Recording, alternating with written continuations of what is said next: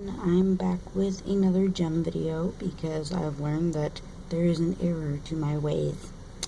So I found out that using a white pencil in my gems makes all the difference in the world, which is awesome. I've done these longer gems with my new technique, and this is my older technique, and I love the way these have come out. Also, I'm using my Prangs, which is a wax base, versus my Rafines, which I love, but they're an oil base. And I find that the wax base gives me a few more layers, and I'm using my Prismacolor blending pencil. So, if you don't have one of these, they are awesome. So, I'll get right to it for you. Now, we know that what we want to do is bring the light in, and so you're going to kind of visualize your gem. My light is coming, as you can see on this one, towards this way from this way. So your light's going to be hitting over here and coming this way. So I go ahead and I put in quite a big swash of white underneath everything, and it just gives the entire gem so much more of a glow than I was getting before. So I'm going to do this as quickly as possible because I don't want this to be a super long video. But I do a whole bunch of white, and I come in with my orange, and I'm just using a yellow orange for you. It's not going to do it. Okay, it's yellow orange. Take it. We're just going to go around the white and a little bit onto it so you can kind of see where the edges are defined. And what we're wanting to do is make it so that the light's hitting off of this edge right here. So I'm going around and around and around, and I'm not pressing hard at all. I love prangs now. I mean, I loved them before, but I just didn't use them as often. And then I'm just going in with the red. It's just straight red.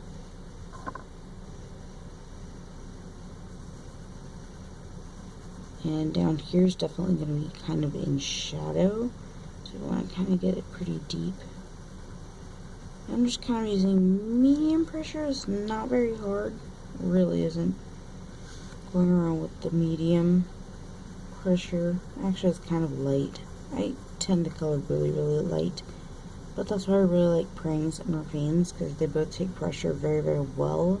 They're very rich and vibrant colors, which is something I need when I color. I'm just going to color it in like that. And this one is berry red. It's a very dark, it's almost a very purplish red. I really like that for down in my corners. Just make sure that I brush that off the edges. I've learned that the biggest thing is putting down this base of color. Then I go over it with my colorless blender, and it changes everything so that it has this kind of grainy look.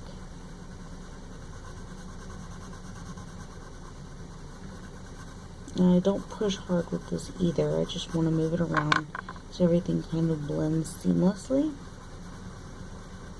I really am not pressing hard. I know you can see my fingers white, but I'm not. I just want to move everything around so that it looks good and gives us that very seamless base that we need for like this. And then all of your colors get brighter and enhanced when you go in with this, see, pulling the red in there. I don't want the red in here. You go in with your second layer, and that's really where you see the color just start to pop. And just the second layer, see how like vibrant that is? Oh, I love it. And it has all to do with that first layer being there and blended in, and the white. The white just makes everything pop better. Again, I'm not pressing really hard. Go back in with my orange closer into here. I had a yellow. Where's my yellow?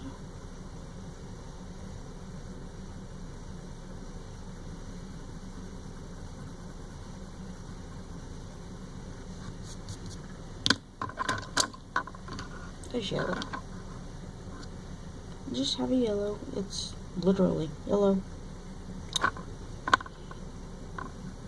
I'm gonna go in with the yellow really quick and just kind of pop all of it out. I really love that glow. For me, that just makes it so much better. And then, see, over here I have color over at the edge, and I kind of want it hitting off of this edge.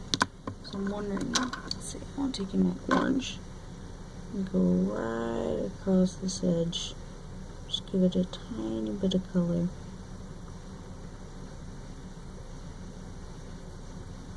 And see how just as you keep coloring, it gets more and more vibrant? Oh my gosh, I love it.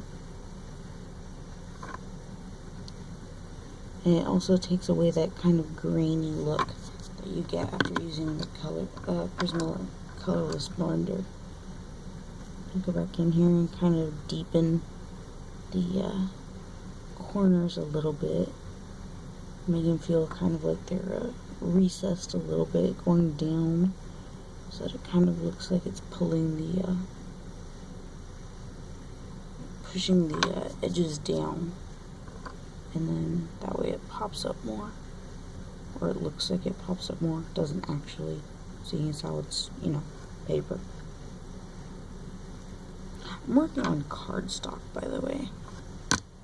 Don't know if that really matters, but it's kind of what I use for all my drawing and coloring. And it's cheap cardstock that I get at Walmart, but I really like it.